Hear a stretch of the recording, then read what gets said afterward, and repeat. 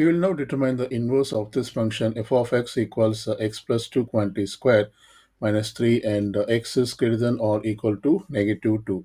And this function f is a one-to-one, which means this function has inverse. So let's follow the steps of finding the inverse. First, we replace this f of x by y.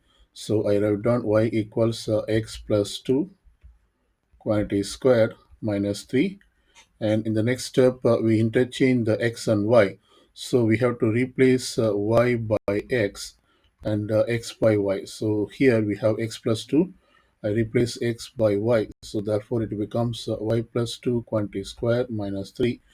And in the next step we have to solve for y from this equation. So for I'm going to add a 3 on both sides, so I get x plus 3, and this equals y plus 2 quantity square. So I take a square root so that I can solve for y. And when I take the square root on the left side, I get under the root of x plus 3.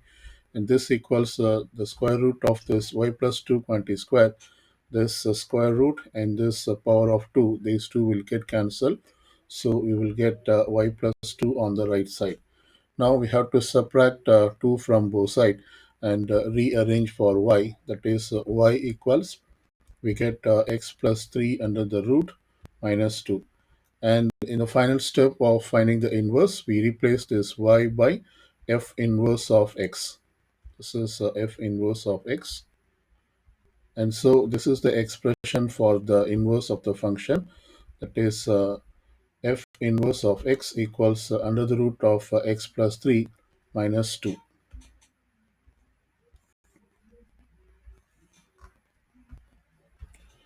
Now let's verify this answer. That is, if this inverse is correct.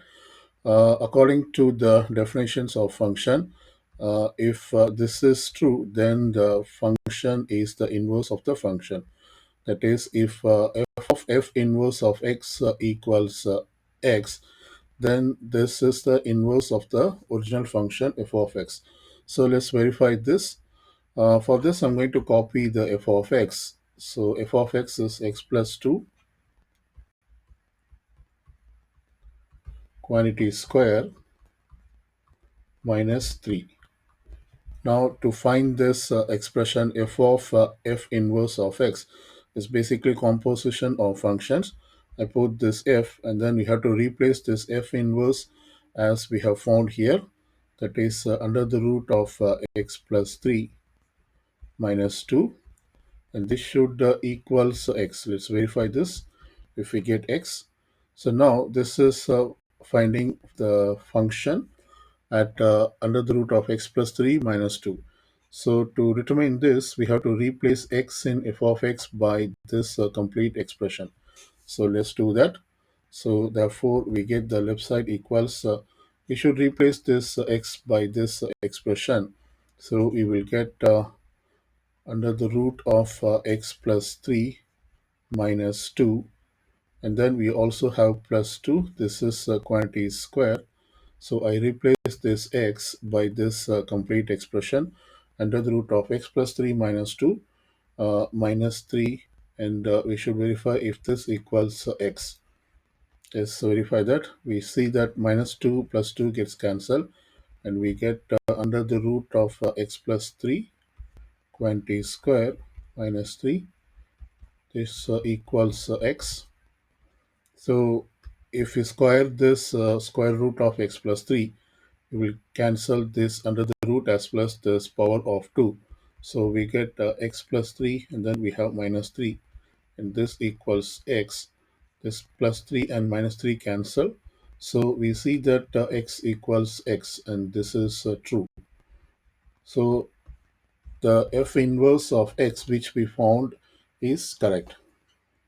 And thus we have verified this inverse of the function. We will now determine the domain and range of both the function f and its inverse function f inverse. So first let's determine the domain of this function f of x. Clearly the domain is x greater than or equal to negative 2. So therefore we could put this domain of the function in interval notation as from negative 2 to infinity, and this negative 2 is included. See, so we enclose this with a square bracket and this infinity with the open bracket. Now let's determine the range of this function. For that, we can plug in this value, the lowest value of x, which is negative 2, into this function. So we get f of negative 2, and this equals negative 2 plus 2, and this is quantity squared minus 3. And so this gives negative 2 plus 2 is 0, and 0 square is 0. So we get 0 minus 3, and this equals negative 3. And so the lowest value of this function is negative 3, and the greatest value is going to be negative, because if we plug in larger values of x into the function f of x, we are going to get larger values of f of x. So therefore we say that the range of this function is, the lowest value is negative 3, and then it goes till negative, that is the largest value is negative. So this is the range of the function, negative 3 to infinity. Now we will write the domain and the range of this function. And for this, we place the concept of the function and its inverse. That is domain of function f, and this equals range of the function f inverse. And also the range of the function f, and this equals domain of the f inverse. So using this concept, we will find the, or we will write the domain and range of f inverse. So to put this domain of the function f inverse, we simply put the range of the function f. So therefore we say that range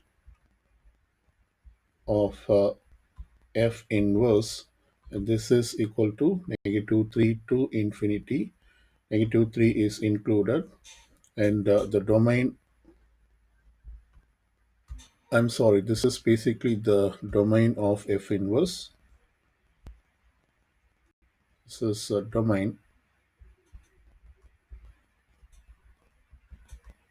because domain of f inverse equals range of f inverse, range of f. So I'm replacing this range equals domain here, and now range of f inverse,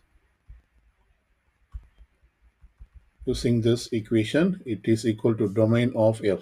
So I should put this domain, that is from negative 2 to infinity, and 2 is negative 2 is included. So this is how we determine the domain and range of both f and f inverse.